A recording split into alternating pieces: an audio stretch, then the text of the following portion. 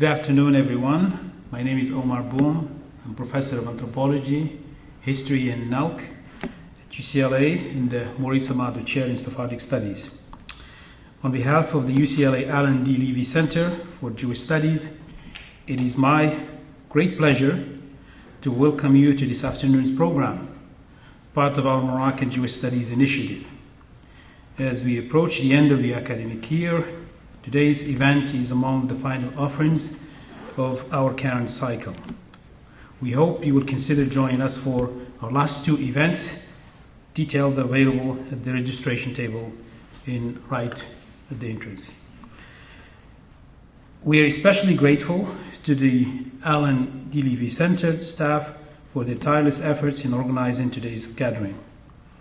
And as a courtesy to our speaker and fellow attendees, please take a moment to silence your phones. Today is really a great pleasure for me to have Dr. Noam Sienna. Both of us are students of the great Daniel Schroeter, that we keep to be grateful for him for all the support and the training he's given us for years, and he continued to give to many students in the field. Dr. Noam Sienna is scholar of Jewish culture and history, who joins us from the University of Toronto. Dr. Sienna's work brings a distinctive interdisciplinary lens to Jewish life in the Islamic world, with a particular focus on material culture, manuscript studies, and the complex interplay between religious traditions. Originally from Toronto, Professor Sienna earned his PhD in Jewish history and museum studies at the University of Minnesota in 2020. He also holds an MA in religious studies from the University of Toronto, as well as a Master of Arts teaching in Judaic studies and a BA in anthropology and classics from Brandeis University. His scholarship spans a wide array of interests, from early modern Jewish printing in North Africa to interfaith relations and the history of magic and demonology in Jewish life. He has taught courses on Jewish-Muslim relations, Jewish art and literature, and he is himself an artist and scribe, and a Middle Eastern history, and has lectured widely in both academic and community settings around the world. Dr. Sienna is the author of Rainbow Thread, an anthology of queer Jewish texts from the 1st century to 1969, which brings together 120 primary sources to illuminate the LGBTQ Jewish history. The book has been recognized with multiple awards, including the 2020 Reference Award from the Association of Jewish Libraries and the 2020 Anthology Award from the Lambda Literary Foundation. Currently a postdoc fellow, as I mentioned earlier, at the University of Toronto, Professor Sienna contributes to the Mellon-funded Hidden Stories project, which re-examines global history through the materiality of the book. His ongoing research includes projects such as a bibliographic and historical study of the 16th century Ibn Nahmiya's press in Ottoman Constantinople, so he's moving from North Africa to the Ottoman world, and an interdisciplinary exploration of Torah scrolls as objects of interreligious exchange from late antiquity to the present day. His forthcoming, or his book that just came out, it's a beautiful book that came out on Jewish books in North Africa between the early modern and the modern worlds, Indiana University Press 2020-25, delves into the multifaceted significance of books among North African Jews from the late Middle Ages through the 19th century. The exploration spans the history, production, circulation, and readership of Jewish texts, materials that were far more than repositories of knowledge. These books were vital threads in a rich cultural tapestry extending across North Africa, the Middle East, and Europe. Dr. Sienna reveals a vast Sephardic literary world shaped by these texts. This network of books transcends geographical boundaries, linking Jewish communities from Fez and Tunis to Salonika, Jerusalem, and Livorno. By tracing the trajectories of books and examining key cultural hubs, Dr. Sienna offers a nuanced understanding of a deeply interconnected and cosmopolitan Jewish book culture, one that played a central role in the emergence of Jewish modernity. This afternoon, Dr. Sienna will present a talk that brings many of these themes into conversation, titled Arab Jewish Readers, or landscape, Landscapes of Print, Jews, Arabs, and Judeo-Arabic in Colonial North Africa. The lecture invites us to reconsider the assumed divide between Arabness and Jewishness. Through an analysis of the Judeo-Arabic printing industry and drawing on his forthcoming or his book, monograph, Dr. Sienna explores how Maghrebi Jews engaged with the changing political and linguistic dynamics around them, shaped by French colonialism, Ottoman administration, European Jewish philanthropy, Arab nationalism, and Zionism.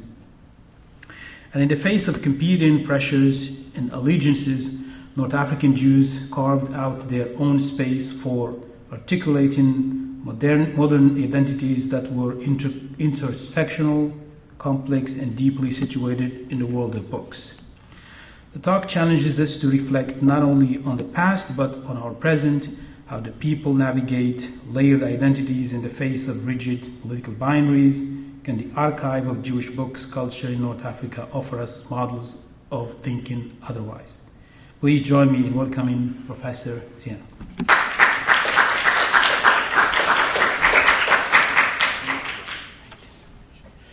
Thank you so much. It's really wonderful to be here. I'm very grateful to Omar for the invitation, especially since Omar has supported my work and this project since before it even became this project, from the very beginning of my journey into Sephardic studies and North African Jewish studies. So his mentorship means so much to me, to Chelsea and everyone at the Levy Center for making this happen so seemingly effortlessly, but I know it takes enormous amounts of labor and administrative coordination. So thank you to everyone who made this happen, and for all of you for coming on a beautiful day at the end of the semester when I'm sure you all have many, many important things to think about. So, this sounds okay? Good. So, as soon as I arrived here on campus, even before I made my way to the library, which was really at the top of my list, my very first stop this morning was 862 Hillgard Avenue, just a few minutes down the road. Now, this may seem like a non sequitur, but stay with me for a minute, the reasons will become clear. 862 Hillgard Avenue was built in 1929 as the house of UCLA's chapter of the Tri Delta sorority, which was actually disbanded in 2017, so it's not it's a sorority house anymore. Today it is a transitional housing project for college students experiencing homelessness. When I was there this morning, the security guard was very suspicious and confused why I was taking pictures, but he let me take pictures of the outside. Designed in the so-called Spanish colonial revival style by LA architects Newton and Murray and constructed for a total of $49,000, it features a stucco exterior, a wood-paneled sunroom, and brick fireplaces, which I didn't see on the inside, wrought iron railings, and most importantly, for me at least, and the reason why I went out of my way to see it this morning, hand-painted ceramic tiles imported from the Tunisian firm of Shemla Tiles. The Shemla Tile Factory was the main source of supplying American and especially Californian architects with Mediterranean-style tiles, and Shemla tiles can be found all over California, including the Steedman Estate in Santa Barbara, built in 1925, the Jacqueline House in Woodside, also built in 1925, and sadly demolished by Steve Jobs a few years ago, the El Paseo Building in Carmel by the Sea, 1928, the Santa Barbara Courthouse, 1929, and the 1931 Arlington Theater, also in Santa Barbara. The Shemla Atelier was renowned for its mastery of historical Maghrebi, Ottoman, and Persian ceramic traditions, especially in glazemaking. This 1924 article declares that they are reviving the glories of Arab art and rescuing the ceramic art of the Arabs. The Shemla family continued to make tiles for both international clients and for many public buildings in Tunisia and Algeria until the 1970s. Now, I can hear some of you thinking, when is this guy going to get to the books? We came to hear a lecture about Jewish books and he's talking about architecture. We're almost there. Those of you who are familiar with Sephardi history have probably already guessed from their name that the Shemla family were Jewish, which they were. And at this point, I have to credit the incredible work of my colleague Jesse Stuhlman for the Sephardic Los Angeles project, which was sponsored here by the Levy Center, that first called my attention to this story. So that's, again, thank you to the Levy Center.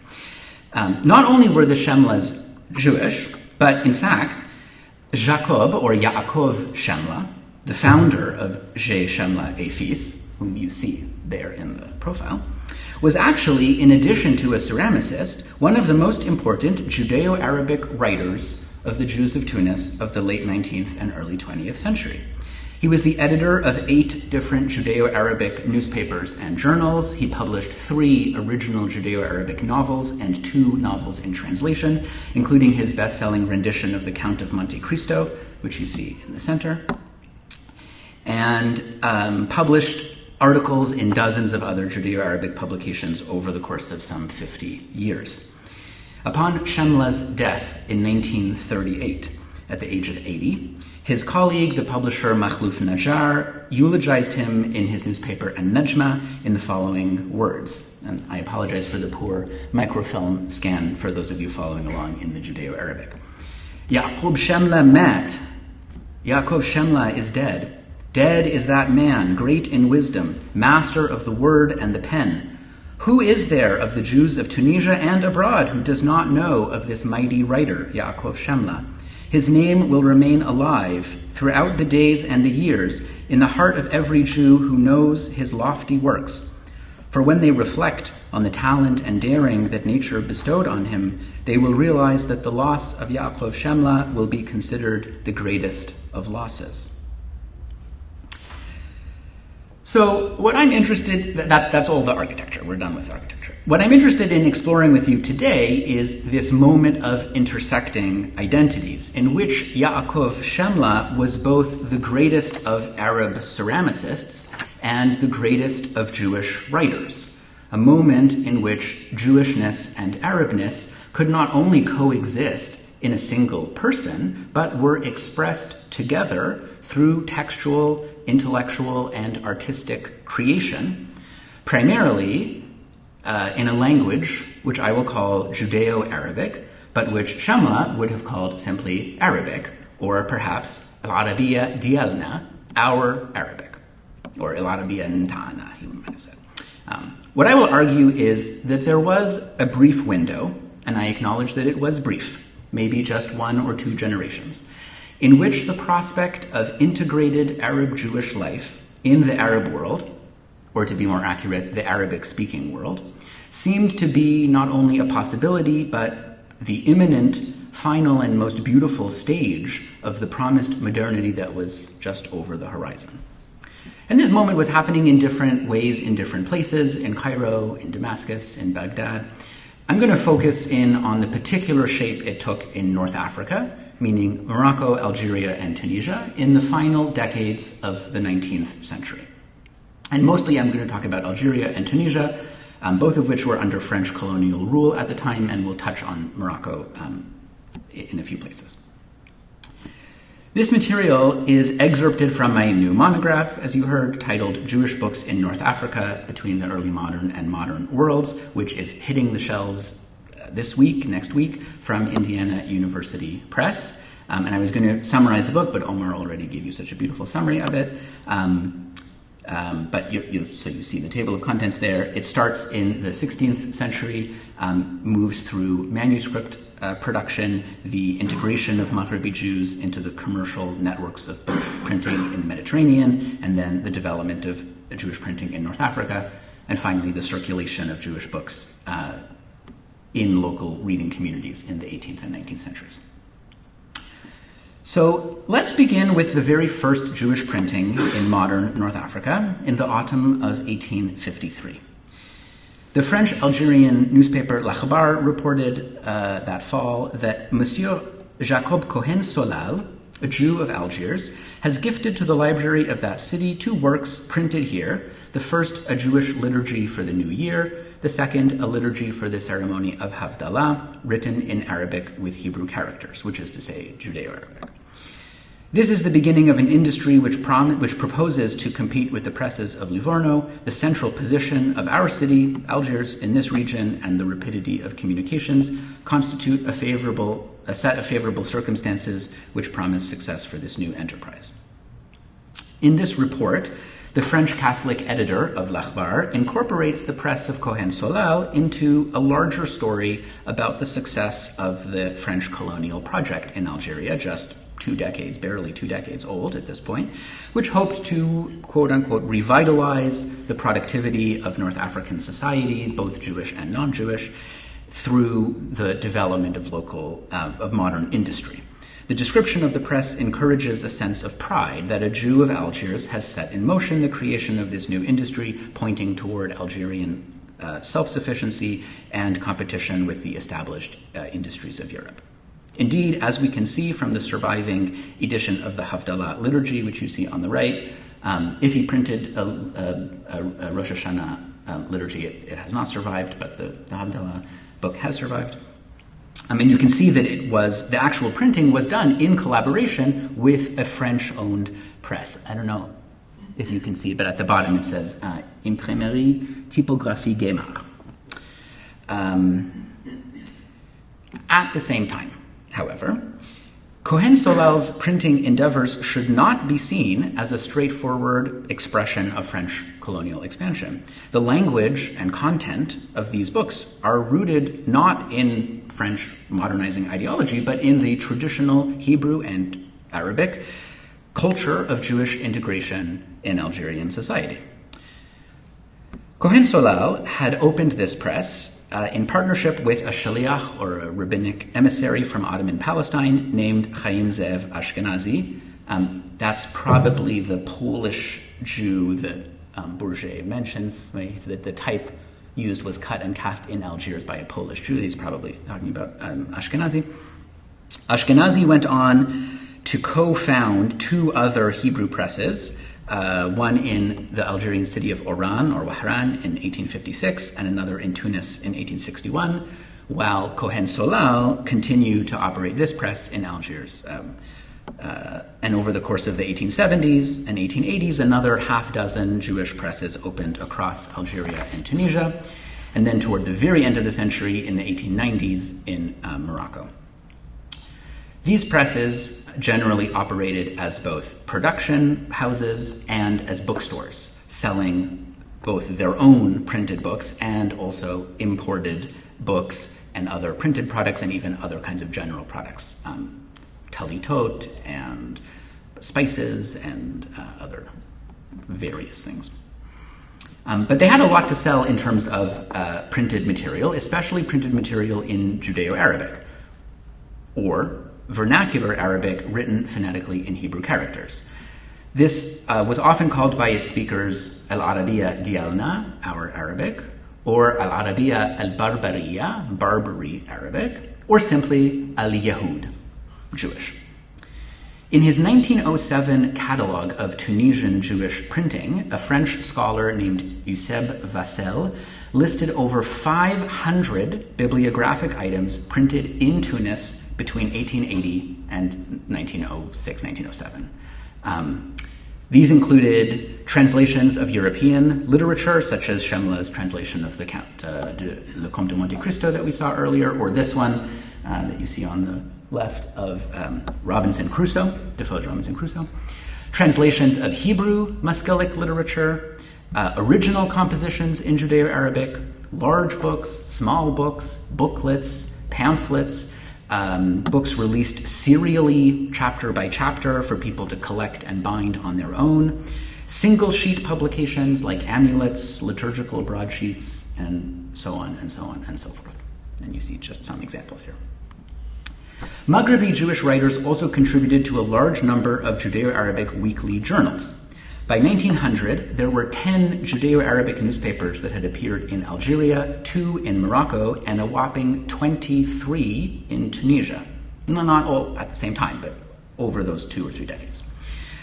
Many of these newspapers also included serialized novels as what are called feuilletons, which very popular practice. For example, Shemla's brother-in-law, Masoud Ma'arik, translated Avraham Mapu's 1853 Maskilic Hebrew novel Ahvat Zion into Judeo-Arabic under the title Kitab al-Hub wal-Watan, the love of homeland, which first appeared as a feuilleton in Shemla and Ma'arik's journal El Bustan over several months in 1890, and then at the end of 1890 published as a standalone book in 3 volumes in Tunis. And you can see here just a few newspapers from Morocco, Algeria, Tunisia, Judeo-Arabic newspapers. On the right, you can see this line. So that's the feuilleton is at the bottom of the page. So that one, it's in very small type, so Maghrebi, but that feuilleton is Hay Citrouk's Judeo-Arabic translation of Eugène Sue's runaway success, Les Mystères de Paris, The Mysteries of Paris, which was just a global bestseller in the late 19th century. This is the 10th installment, so it says Mystères Paris numero 10, numero 10, 10th installment. And on the right, an unidentified feuilleton, or I was unable to identify a feuilleton titled Hikayat Ben Adam, but the author is unidentified.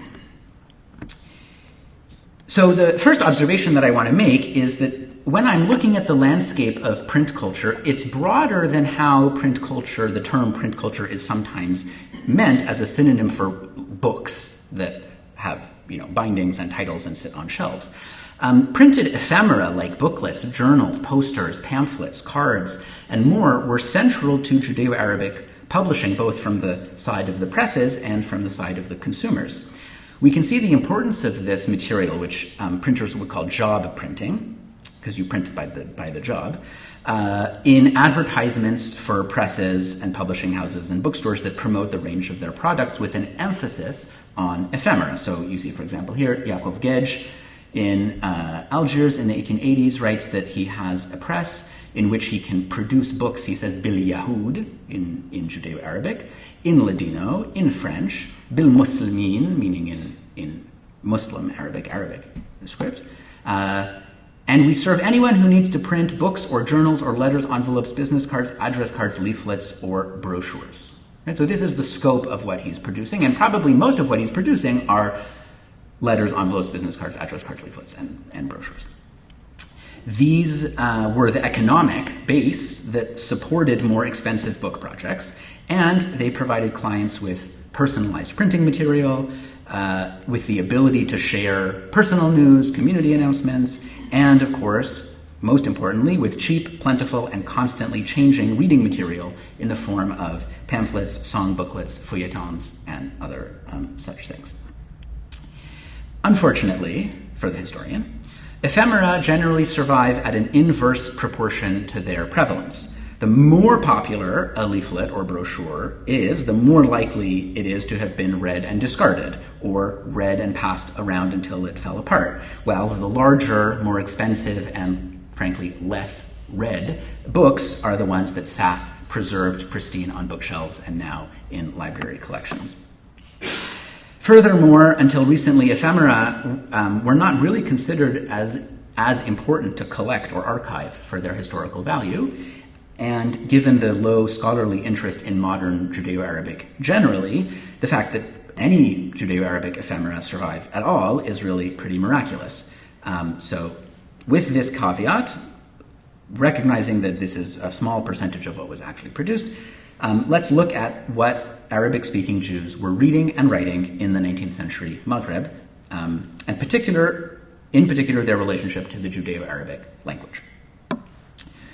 So Judeo-Arabic was the vernacular of the people, and some Maghrebi writers clearly used it simply because it was the common vernacular. For example, the authors of a Judeo-Arabic biblical commentary published in Algiers in 1854 called Shai Lamora explain that they chose to write their book not in Hebrew, nor in a classical Judeo-Arabic such as Sa'adja Gaon or Maimonides might have written in, but rather, and I quote, in the Arabic language spoken in our time, in order to benefit the masses, so that any person whom the Exalted One has not enabled to read books in the Holy Tongue, meaning in Hebrew, can read our book and understand it and take pride in our precious faith. This is why we have written this book in our corrupted Arabic language, بهذا اللسان العربي المشوبش, in our broken up Arabic language, so that anyone who reads it can understand. At the same time, while some Judeo-Arabic material of the late 19th century was in this vein similar to what had been printed in previous centuries, religious and liturgical books like Shaila Mora, other publications represented new genres of Maghrebi Jewish writing, like journalism, literature, politics, and science. And for these authors, writing in Judeo-Arabic was a purposeful choice with the goal of transforming Judeo-Arabic into a locally rooted, globally aware, modern Jewish language, one that would serve its locally rooted, globally aware, modern Jewish speakers and readers. In this role, it had two main competitors. On the one hand, Hebrew, valorized by proponents of the Haskalah, the European Jewish Enlightenment, but including also North African masculine, as the language of transnational Jewish unity. And on the other hand, French, which was linked to the power of the European colonial apparatus and the prestige of European modernity generally, while also specifically promoted by European Jewish philanthropic organizations, chief among them the Alliance Israélite Universelle, or the AIU, which we will come back to in a few minutes. But just before we move on, as a fun example, let's take a look at the heading of this newspaper. This is Tov L'Israel, a Judeo-Arabic newspaper printed in Oran in 1889. The editor and printer Shlomo Ben Hayun actually the following year moved to Morocco, and he's the first printer to begin printing in Morocco in the 1890s. But can anyone read the very top of the headline? What does it say? Vive la France et l'Algérie, right? So French in Hebrew characters, Vive la France et l'Algérie, long live France and Algeria. Then in Hebrew, Tov L'Israel, good news for the Jews, we might say. And then Judeo-Arabic, Yakhraj Kol Yom Al-Khamis, comes out every Thursday. So French, Hebrew, Judeo-Arabic. I think this is a really great illustration of the layered associations, tensions, and even the ambivalence facing Judeo-Arabic writers and readers at the end of the 19th century. In the words of my colleague Avner Ofrat, the rise of Judeo-Arabic as a language of public politics in North Africa was the work of, I'm quoting from Ofrat, the work of community leaders and printers attempting to bridge the world of the Jewish communities on the one hand and the demands of the colonial state on the other. However, the project of creating a modern Judeo-Arabic reading public, I would argue, actually begins a little earlier in the 1870s with Maghrebi Jewish writers in the Italian port city of Livorno. Livornese presses had worked extensively with Maghrebi clients since the 18th century and produced many Judeo-Arabic books destined for the North African markets.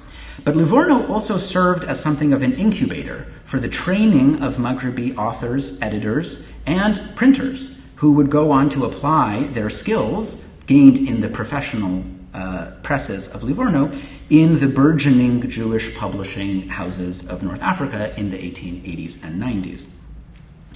And this is, I'm going to go off script for a moment because I just had the chance to look at the book on the far right in the UCLA collection this morning. I'd never seen it. And it was so interesting that I just had to throw it in. So this is a book called Yatayu Hashmanim. It's a Judeo-Arabic kind of condensed translation of a sort of medieval Jewish historical chronicle called the Sefer Yosipon, which has its own very complicated textual history that we're not going to get into. But what's interesting, so first of all, the copy that you have here at UCLA actually has a handwritten personal inscription from the translator, Masoud Dahan, thanking these two Tunisian Jews who helped finance the edition, Yosef Shamama and Yehuda Sitruk, who are actually at this very moment embroiled in a very complicated legal battle over the will of their uncle Nissim Shamama, who had just died in Livorno several years earlier. That's Jessica Merlin's new book, The Shamama Case, if you want to read that. So while that's happening, this whole legal episode with lawyers and various things, they are continuing to sponsor Judeo-Arabic publishing, something that Nissim Shamama himself had been very, very influential in. But what's interesting for our purposes here is there's this Judeo-Arabic preface that Dahan writes to why he's translated this book and why he's publishing this book in Judeo-Arabic. He explains, first of all, that he says, today in our generation, we have seen how none of our Jewish brethren in our Arab lands, meaning Morocco, Algeria, Tunisia, Libya, the Levant, and Egypt, can read books in Hebrew. He goes on to say, our brethren do not know anything of the history of the Jews, their rulers, their battles, and this is a great shame for us. And he really says,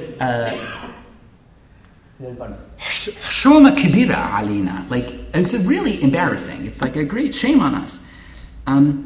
He then goes on the next page to summarize the 4 books that he has written in Hebrew, which he has been unable to publish, but he sort of summarizes their contents. They're books about Jewish history, ethics, philosophy, and he explains that the reason why he hasn't published them is because the only ones who can read them are the scholars who are knowledgeable in every science. For this reason, I have decided to translate this book into Arabic so that everyone can read it easily, and with God's help, I will translate my other books into Arabic, and I will print them in Hebrew for, he says, el-Chachamim el-Kibar, the great scholars, and I'll print them in Arabic for the rest of our Jewish brethren. And he's hoping that this book will be a huge financial success and will enable him to bankroll this publishing project, which doesn't happen. None of his other books ever get published. It's very sad.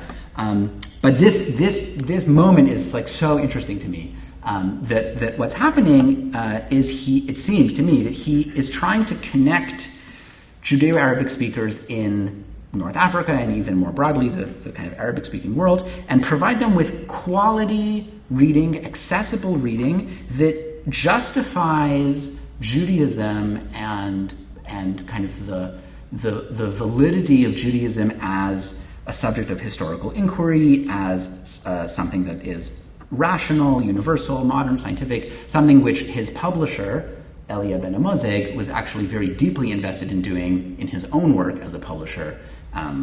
So there's kind of a convergence here of projects. For these intellectuals, so people like Dahan and Bakash, whom we'll come to in a moment, and Ben Amozeg himself, who was of Moroccan origin, creating this corpus of historical, political, and ethical literature in Judeo-Arabic would demonstrate to their community, they hoped, how to balance an admiration for European Enlightenment values with a rootedness in Jewish and Arab tradition.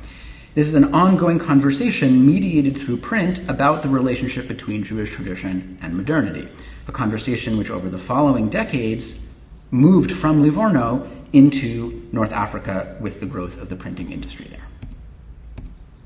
Go back. Already in 1870, when Nissim Benisti of Algiers established the first Maghrebi Jewish newspaper, a bilingual French and Judeo-Arabic journal titled Adziri in Judeo-Arabic and L'Israélite Algérien in French, it described itself as, and I quote from their masthead, a commercial, industrial, agricultural, maritime, literary, scientific, judicial, and advertising journal. And its first Judeo-Arabic headline reads, Reform, Emancipation, Progress.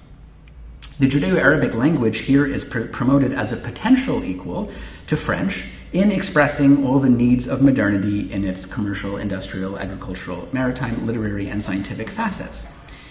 But its writers still felt its deficiencies quite keenly when measured against French. Much of the Judeo-Arabic writing in Adziri, like Maghrebi Judeo-Arabic journalism generally, contains a high proportion of transliterated French words. Words like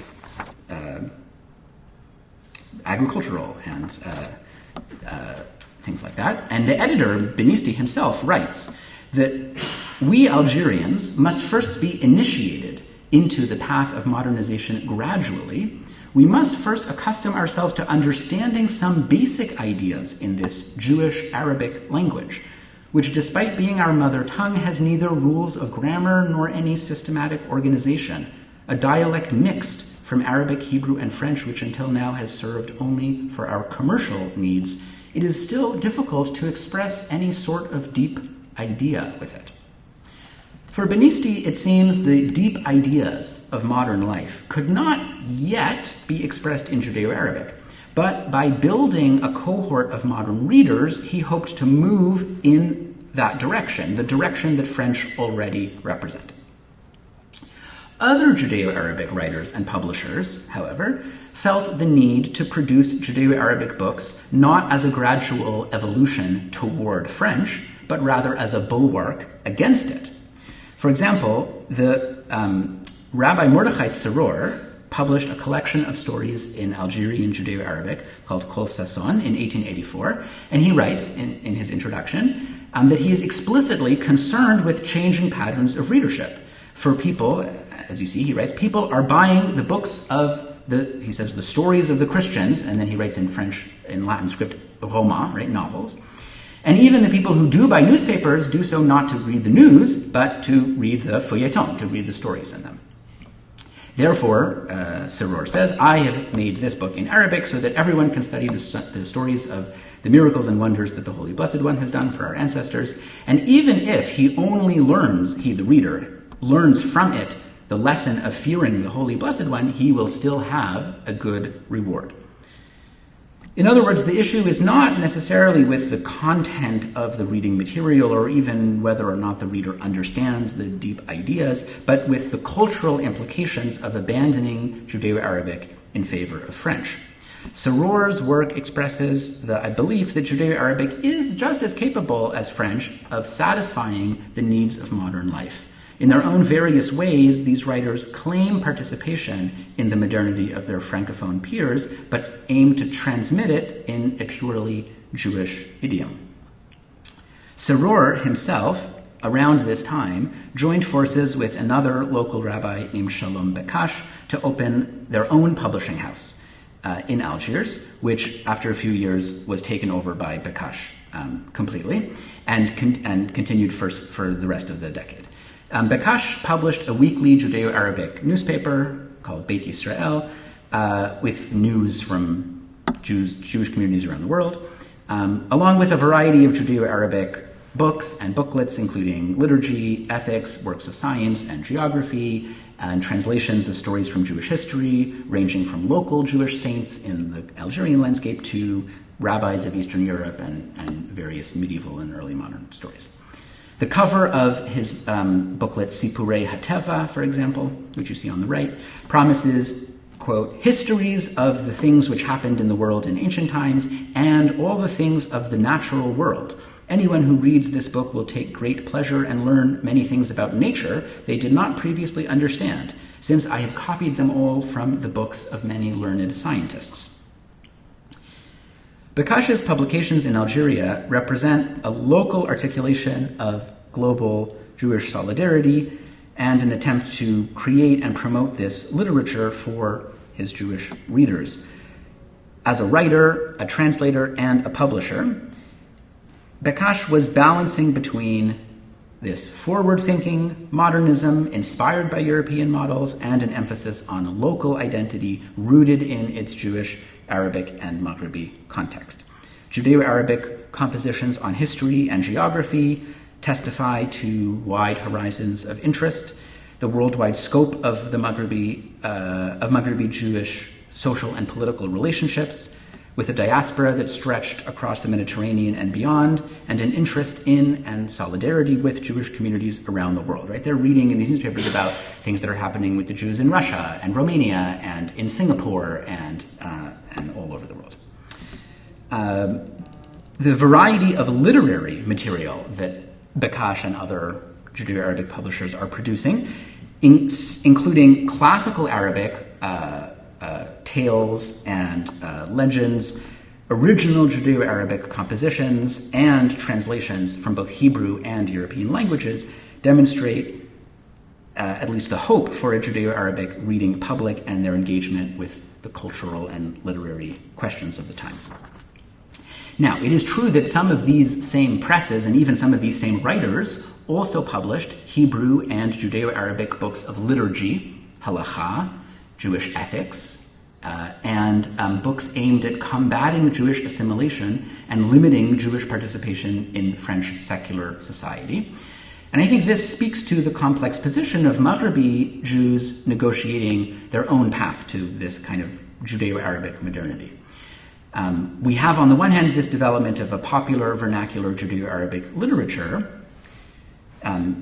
maybe in the kind of Jewish flavor of the Haskalah, but in a distinctly North African form. Maghrebi maskilim, which by the end of the 19th century could be found in almost every major North African city, like Bekash, for example, who certainly considered himself a participating member of the Haskalah. He subscribed to and occasionally wrote for European Maskilic journals, including Hamelitz, Hamagid, and Hatzfira. He sold Hebrew books of the Haskalah in his bookstore. You see one of his catalogs there in the middle. And his own Judeo-Arabic compositions show that he was deeply interested in the experience of Jewish communities around the world. But unlike most European maskilim, who were generally interested in creating a secular Jewish identity divorced from what they saw as the traditional strictures of Jewish practice, Bekash, and in fact most of the figures involved in Maghrebi Judeo-Arabic publishing, including our friend Yakov Shemla, held roles in Jewish religious leadership, alongside their commitments to the social and political implications of vernacular, we would even say secular Judeo-Arabic literature. Like, they're all rabbis and judges and dayanim and on the rabbinic courts and things like that. But there is also another powerful player on the linguistic game board that we haven't addressed yet. The French language was making rapid inroads among the Jewish communities of the Maghreb in the second half of the 19th century. It grew to dominate the linguistic world of Maghrebi Jews not only through the expansion of French colonialism over the course of the 19th century, but especially through the work of the Franco-Jewish philanthropic educational organization, the Alliance Israélite Universelle, founded in 1860, or the AIU.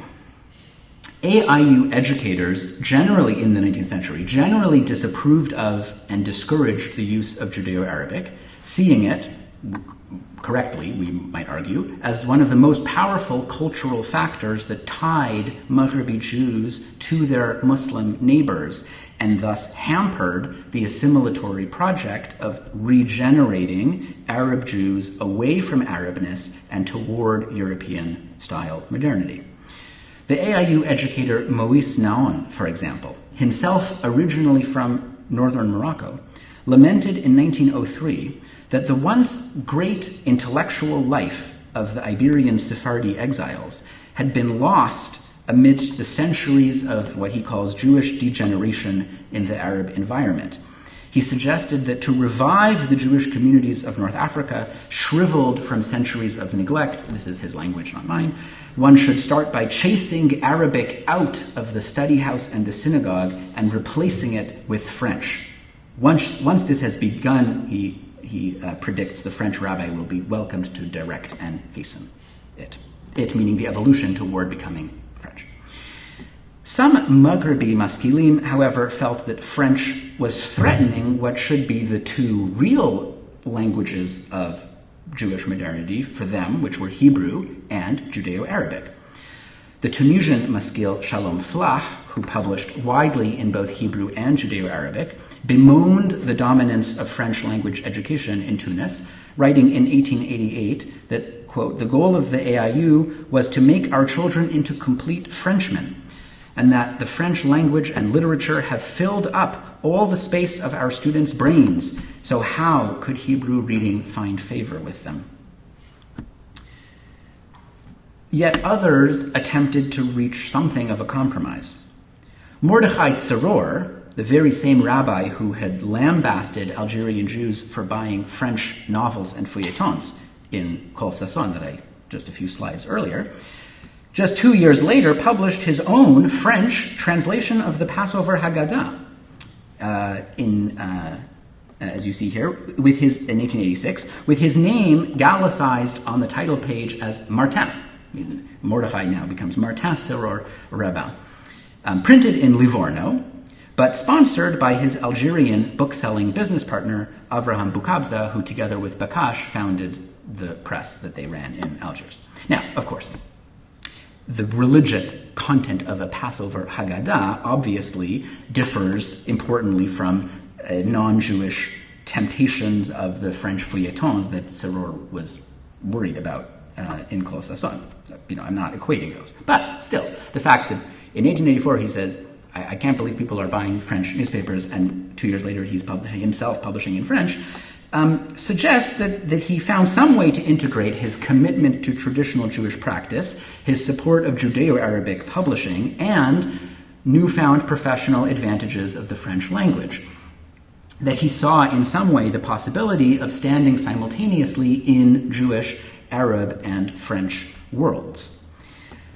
Likewise, a collection of Judeo-Arabic essays called Netzach Yisrael, which was published in Tunis in 1888, glorified a vision of what they called the harmonious integration of rationality, symbolized by the living language of French, and of faith, symbolized by, as they say, Israelite knowledge and its language, which maybe is Hebrew, or maybe is Arabic, or maybe both.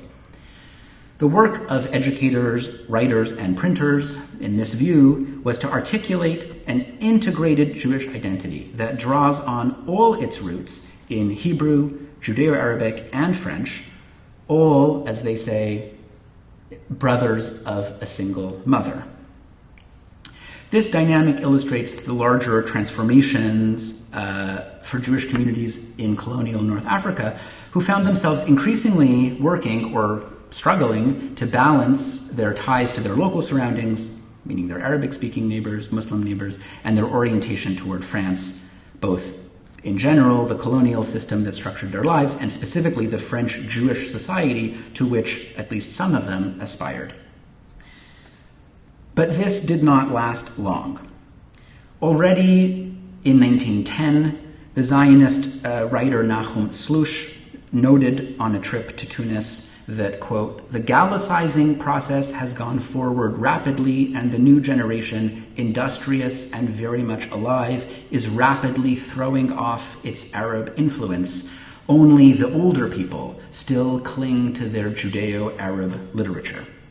That quote. The French linguist Marcel Cohen, who spent 5 months in Algiers between 1908 and 1909, noted a similar disappearance of Judeo-Arabic texts and speech in favor of French.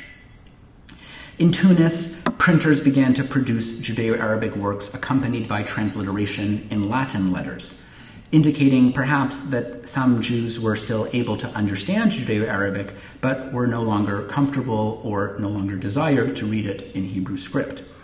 On the far left, you see here an example of a song from the beloved Tunisian singer Kiki Geta.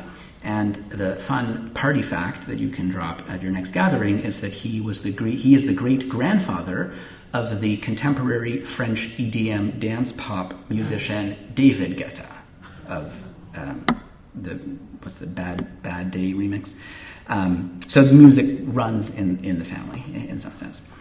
While we're on the topic of music, I should note that music was one of the fields which was most strongly expressive of the synthesis of Jewish and Arab Muslim cultures, with tunes and lyrics moving back and forth, and artists playing together across communities, as has been shown in the work of scholars like Chris Silver and many others.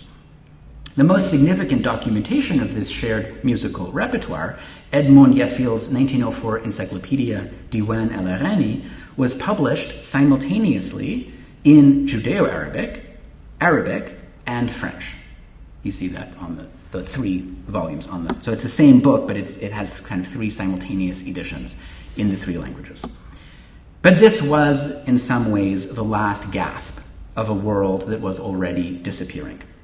Over the course of the next 2 or 3 decades, in other words, the first 3 decades of the 20th century, Maghrebi Jewish presses turned to producing most of their works in French. and the number of Judeo-Arabic publications continued to decline as the number of Maghrebi Jewish intellectuals writing in French increased. And finally, the market for Maghrebi Jewish books and Judeo-Arabic books generally was obviously devastated by the mass departure of Jewish communities from the Maghreb, beginning with the establishment of the State of Israel in 1948 and continuing after the various battles for national independence, concluding in 1956 for Morocco and Tunisia and 1962 for Algeria. Some Jewish presses did migrate with Maghrebi Jews to Israel and continued publishing there, like the Lugassi press, which moved from Casablanca to Jerusalem in the 1950s. But they found it necessary to switch to Hebrew, and likewise the presses that moved to France to French. On the whole, I would say the 19th century promise of a modern Judeo-Arabic literary and intellectual world was never fully realized, at least not in North Africa. Unlike, for example, in Iraq, where Jews participated much more actively in the development of modern Arabic literature. That's a separate story. I want to conclude, however, by looking back to one final example of the possibilities that books held to bring people together across boundaries. You may have observed that throughout this talk, the hyphen of Judeo-Arabic has also been something of a barrier between the Jewish and Arab worlds. For the most part, although Judeo-Arabic literature emerged from the shared linguistic and cultural world of Maghrebi society, Judeo-Arabic books themselves were not shared across confessional lines between Jews and Muslims. In all of my research, in fact, I have found only one example of an actual book that crossed those lines. So it is a singular example, but it is, I think, still incredibly illustrative and generative. So this example comes from the work of Rabbi Avner Yisrael Tzarfati, who lived from 1827 to 1884 and was a member of an important rabbinic family in Fez. In addition to his role as a religious authority, Tzarfati was also a scholar who engaged deeply with a number of secular sciences, including history, geography, astronomy, and mathematics, as well as with the literature of the Haskalah. He was very well read, and in fact, we have a catalog of his library comprising almost 1,000 books, which I analyzed at great length in the final chapter of my book. The Moroccan Jewish bibliographer Yosef ben Naim described Tzarfati, or remembered him, in 1931 as, quote, a great and famous scholar who cultivated the knowledge of all schools of wisdom and excelled in every science, adding that on occasion Tzarfati even debated matters of religion and philosophy with Islamic scholars who were impressed by the scope of his knowledge. And we'll come back to that, so put a pin there.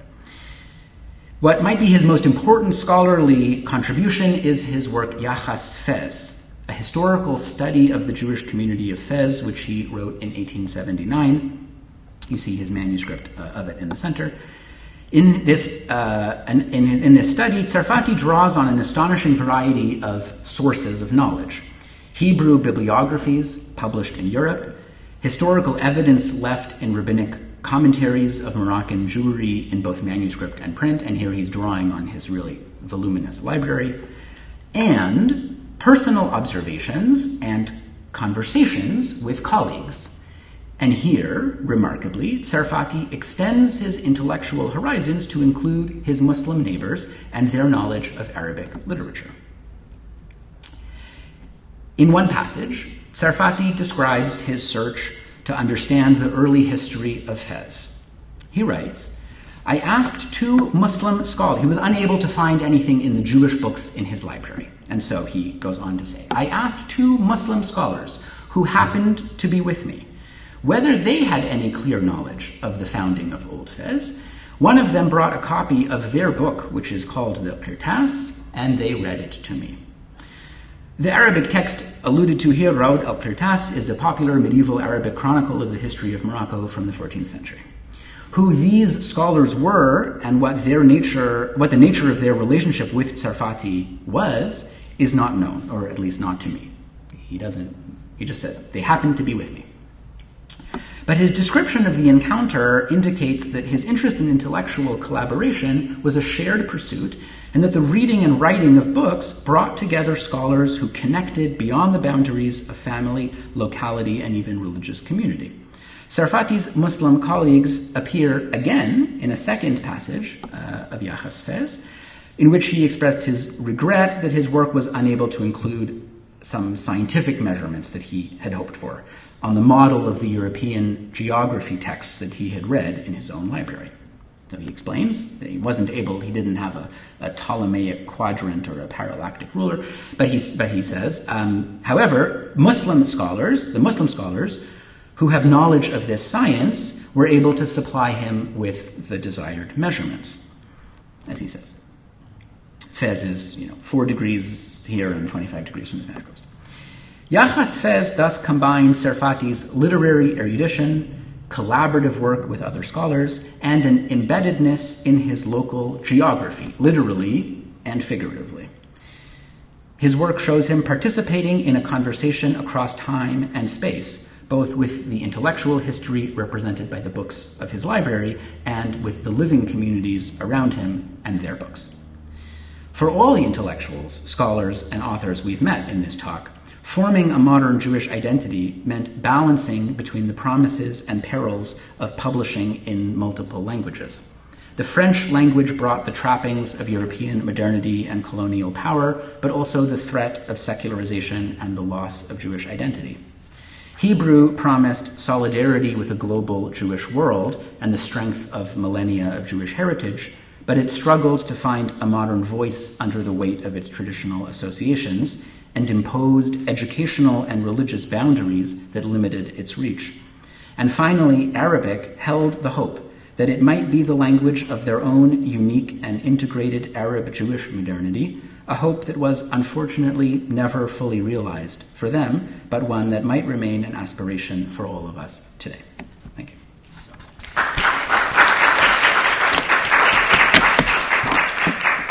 So, I think we have about half an hour for Q&A. Great. But before we do that, I want to start by asking a few questions, so then I will give the floor for the audience to give their own questions and if they have any comments too.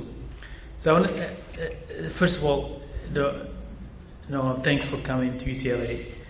It's really a pleasure to have you here. Your scholarship is incredibly amazing, and how you engage with certain questions that tie a lot of the themes that we're thinking about not only Jewish-Muslim relations, but also Jews of the Islamic world. And so it's incredible what you have contributed in this short time of your academic career.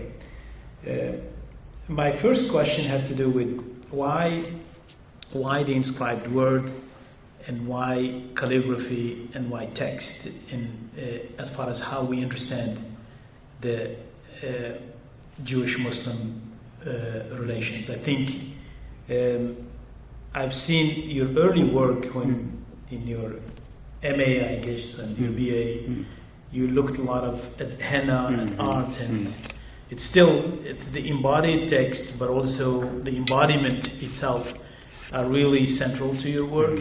So why do you think this is central in helping us understand and think about questions related not only to Jewish mobility, Jewish life, circulation of Jewish bodies, but also Jewish texts?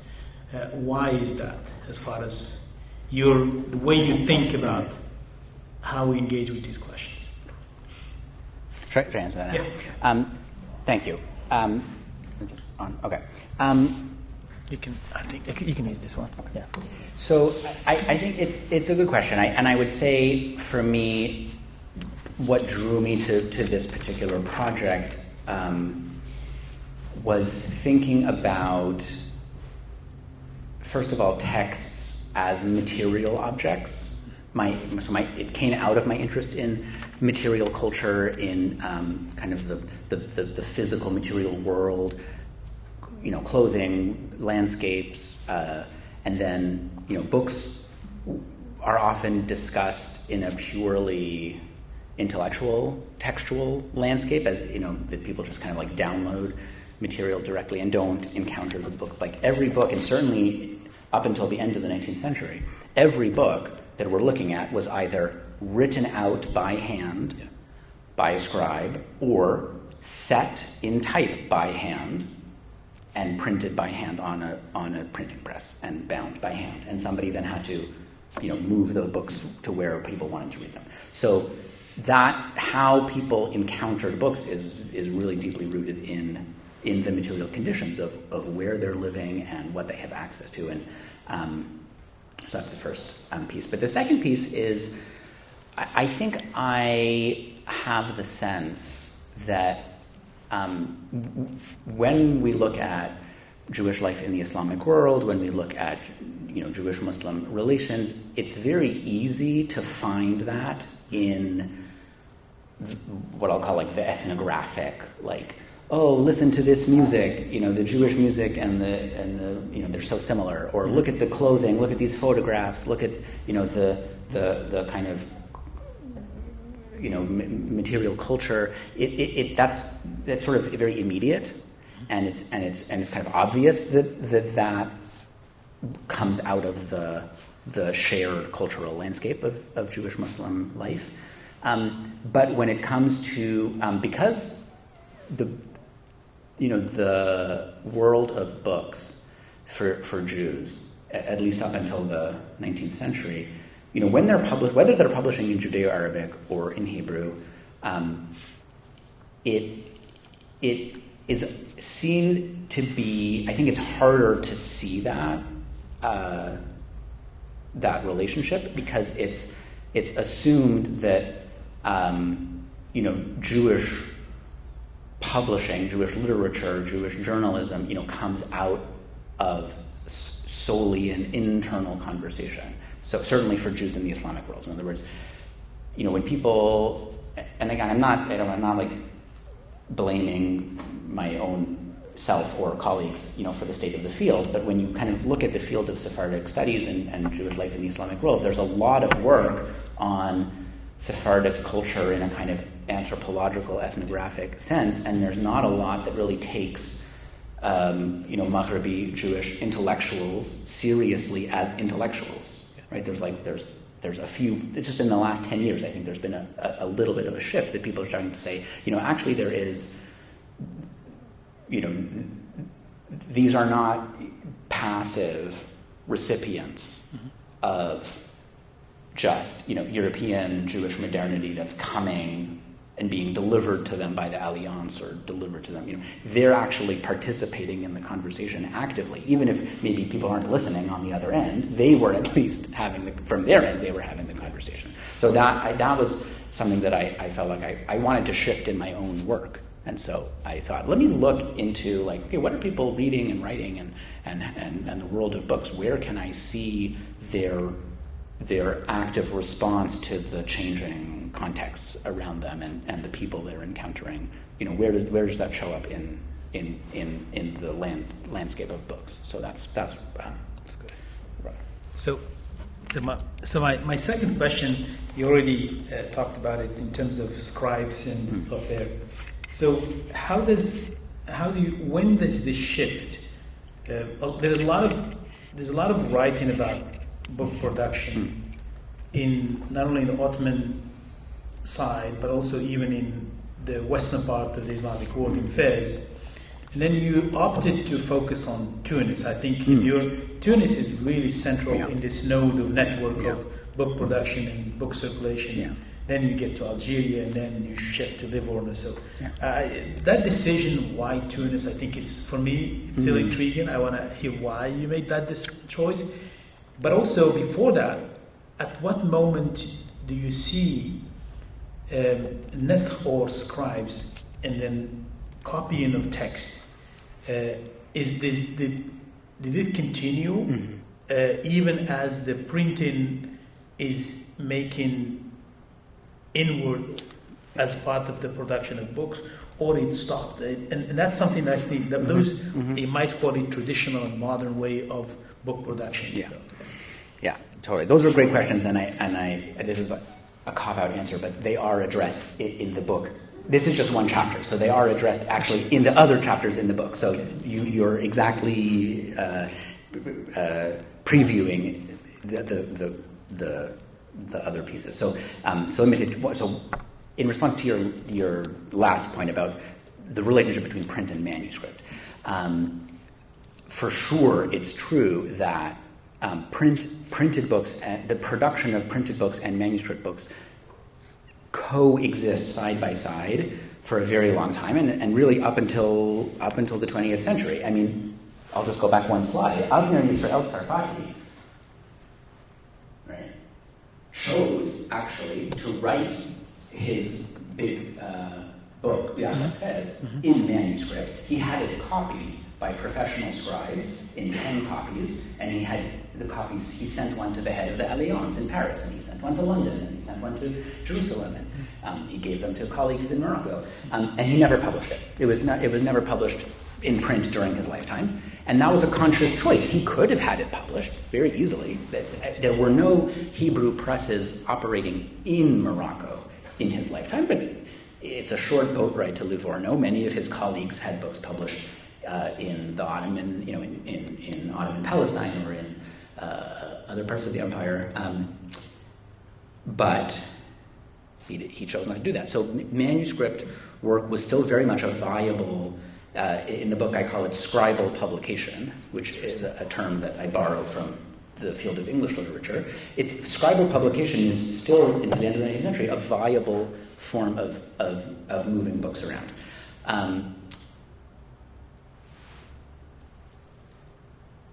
What is different? The landscape shifts in the 19th century between Morocco, for which that is the case really all the way up until the end of the century, and Tunis, and to a lesser extent Algeria, where printing becomes much more embedded in the local Jewish landscape much more quickly. Why that's the case, I don't know if I can really answer well. I suspect it has something to do with the particular strength of the relationship actually between Tunisian Jews and Livorno. And I sort of tried to allude to this, that the economic and social and even familial ties between Jews in Tunis and Jews in Livorno were so strong that I think they really allowed the movement of the sort of print technology into Tunis much more quickly. That's not to say that, of course, Moroccan Jews also had connections with Livorno, for sure. But there's something that kind of gets established in Tunis. And my colleagues, Yosef and Tzivia Toby, have a whole book about Judeo-Arabic publishing in Tunisia. I think it's called Judeo-Arabic Publishing in Tunisia, 1850 to 1950. And that's sort of, I think, the argument that they make as well, is that Tunis just gets established as a node of publishing of Judeo-Arabic publishing very early, and then it sort of outcompetes any other attempts. But I have a whole chapter in the first chapter in the book is all about the second chapter actually is all about scribes and scribal work up until the end of the 19th century. They're making manuscripts, they're writing, they're publishing, and it's a circle because you can also it doesn't stop once you've printed the book. You can copy a printed book into a manuscript, and in fact, many people do that. And so the circle the very final chapter in my book is about libraries, and you can actually see in libraries that somebody like Sarati has an enormous library that spans manuscript and print. And what's interesting about Sarati is he in his catalog he lists the location of the books. So he tells you what shelf they're on. He's like, shelf number 1 on the western wall has the following books. Shelf number 2 has the following books, and they're shelved. There's not like a manuscript section and a printed book section, and there's not a European printed book section and a Maghrebi print. Like, that's not how the library is organized at all. This is one of the big differences, and this is really a dividing line between Jewish book culture and Islamic book culture in North Africa. Because, and I do this, we have some Islamic libraries, especially from Fez. Yeah. We can compare them. They're completely different from the Jewish libraries, even in the same city, because the Jewish libraries have an integration of manuscript and print, and they have they're drawing on Sarfati has books from Warsaw, from Odessa, from Berlin, from London, interesting. All of, and of course from Salonika, from Constantinople, from Jerusalem, from Cairo, from Damascus, the whole Jewish world. Whereas his neighbors, and we have some of their library catalogs, have, libraries that are maybe a quarter of the size, even a tenth of the size. They're all manuscripts, and 90% of them are copied in Morocco, and maybe 5 of them are copied in Mecca, and 5 of them are copied in Egypt. And that, so it's a much more circumscribed landscape of how books move. It's not to say, again, of course, books move in the Islamic world as well, but that's one of the really clear dividing lines, especially over the course of the 18th and 19th century. Jewish libraries and Islamic libraries really diverge in their contents, in their kind of material scope. That's great. So I have one last comment, and then I'll open it for the audience. So actually, it's interesting when you were talking about translation and language and publishing, why the intentionality behind that. I was looking at Sarah, and one of the things when we started the translation project here, it's really that really we had that in mind, that when you publish stuff in English, to what extent that books were available to people in Arabic. So it's an endeavor from us here at UCLA and the Aaron Levy Center to make sure that those books and the translation project is available. It's not only Jewish books, but also it's expanding to the other topics. So it's interesting to see if after the 19th century we're still thinking about the same project.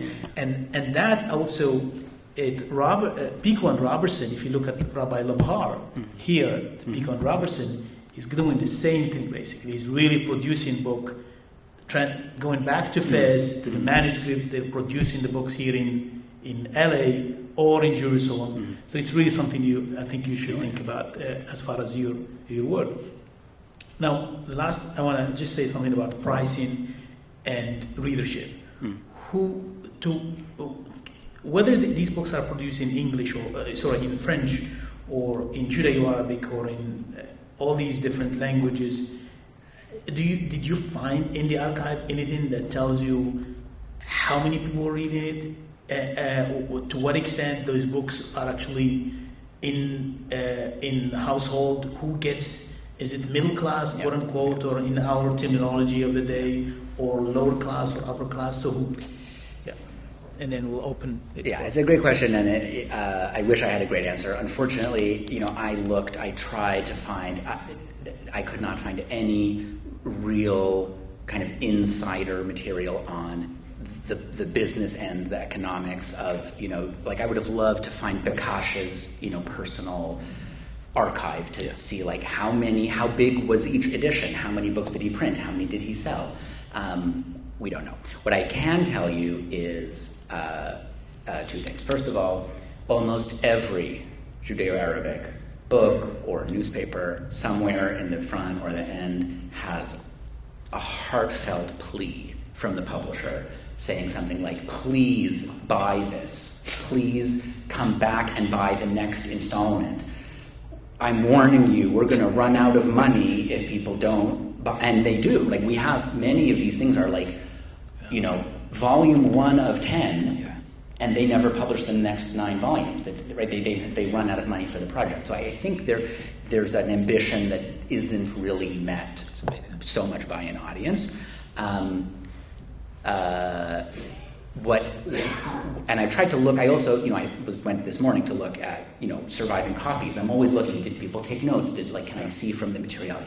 So what I can tell you is there is definitely an audience, and there's really a distinction between the books that really do seem like they were popular and had an audience, and those are, unfortunately, I think what we might dismiss as lowbrow reading material.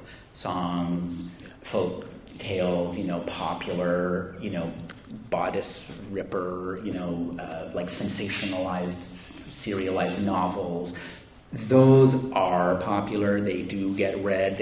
I see, they're printed on cheap paper. They're falling apart. They've been rebound. They often have like stamps that I can see them getting passed on, sometimes even.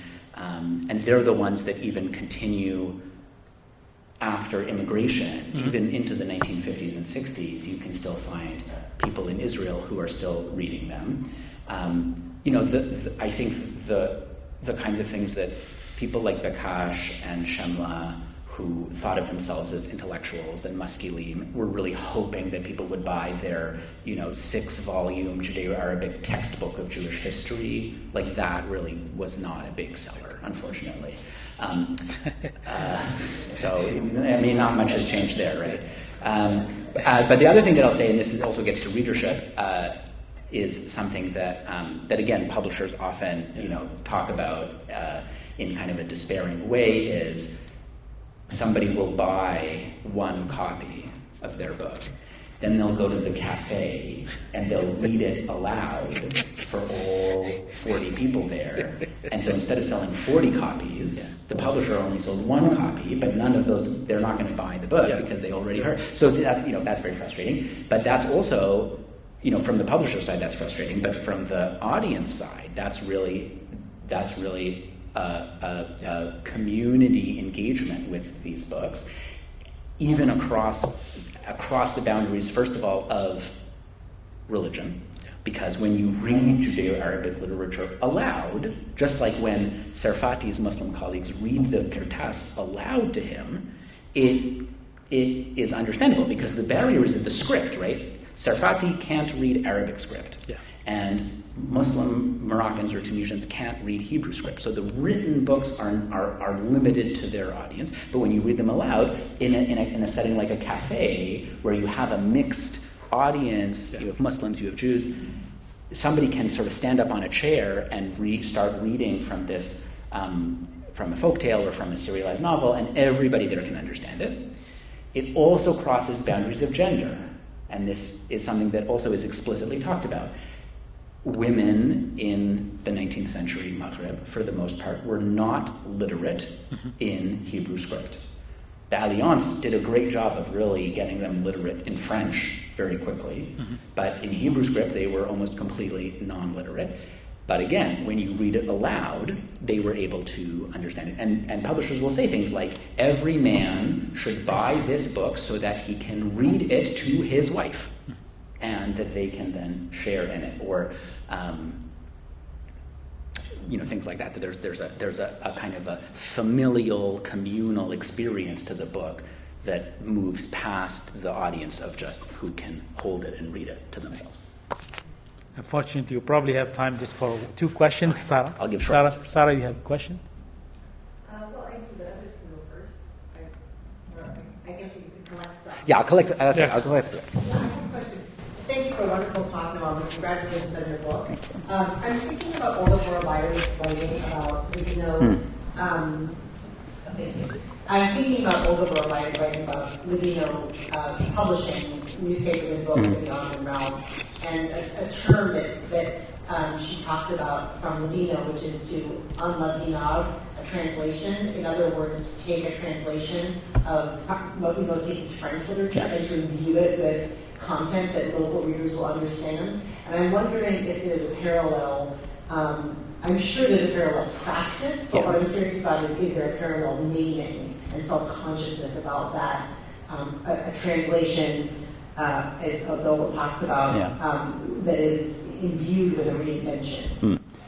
It's a short answer, so I'll just answer. The answer is no. They do it, for sure. It's a practice, but they don't talk about it. They don't have a name for it. But there is, and this is not to punt the ball, but Lital Levy, who's working on this, just published and is continuing to work on comparing, for example, Robinson Crusoe in Hebrew translation, Ladino translation, Judeo-Arabic translation, and you do see these same features, that the Judeo-Arabic translations, Arabize it, and he says inshallah, and he says, he recites Arabic poetry and all those things.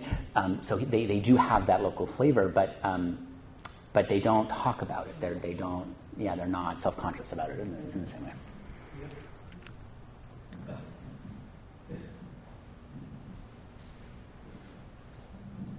Thanks for the fascinating talk. I was so struck by the decision to go for the colloquial dialect in Judeo-Arabic, because this is the period of the Nakba, further to the east. As you pointed out, there's a rich tradition of writing in something closer to Fusha or classical Arabic and Judeo-Arabic from much earlier, and because I'm not aware of a similar movement among Muslims at the time. So why do they go for that? Isn't that interesting? Yeah, you're totally right. It is for all those reasons. It's striking and unusual. And again, I wish they reflected on it themselves more voluminously. They don't. I think ultimately it actually comes down to a question of education. I don't think even somebody like Shemla, with maybe Shemla, with a few exceptions, maybe Shemla being one of them, even Jewish writers and intellectuals of North Africa of the 19th century did not have the Arabic education to be able to produce a novel, even a translation, in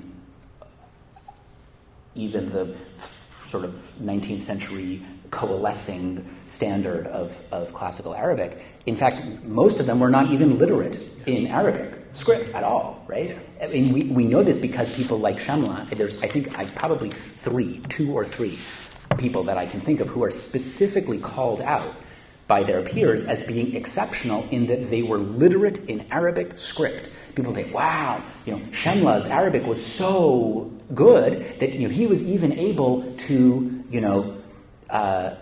read something in Arabic, or he served in the like Wazara court, like he had like some official function with the Tunisian government. Like, wow, he was really exceptional. The majority of the Jewish community, even for educated members, that was not the case. They are writing in the language that they are speaking. That's the only language they have access to, except for Hebrew, which some of them have access to, not all of them, right? They say, who was Dahan was saying, like, it's so embarrassing that so many young people these days in his days, right, can't read books in Hebrew. They don't have the education, and they don't have the education to read books in Arabic. So the only thing they can read is if we write out, and it's really colloquial. It's like and I'm not really an Arabic dialectologist here, but other people who are, like my colleague Ofra Tirosh Becker has written about the Judeo-Arabic dialect features of these texts, and they are like transcriptions of people talking, like.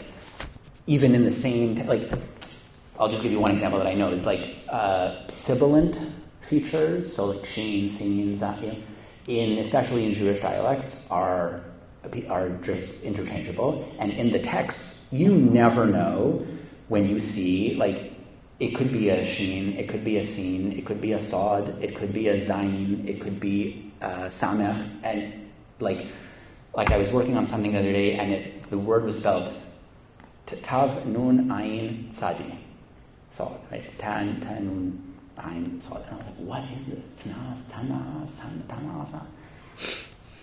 Ithna ashara. Yeah. But they just write 12, right? But they just said tnas. Yeah. And they're like, how should I write that? I don't know, tnas. It's kind of like they just wrote, however it sounded to them, and they really put it down in a very vernacular way. For accessibility, for education, and maybe that wasn't their primary concern. They were not linguists and interested in preserving the language in that way. And they didn't have the kind of ideals that people in the Nahda did about, the Arabic language as some glorious linguistic heritage. They just wanted to have things for people to read. Thank you so much, Noam, for this really excellent talk and excellent conversation. And please, I hope to see you in the next 2 events before the end of the quarter. Thank you so much for being here. Thank you.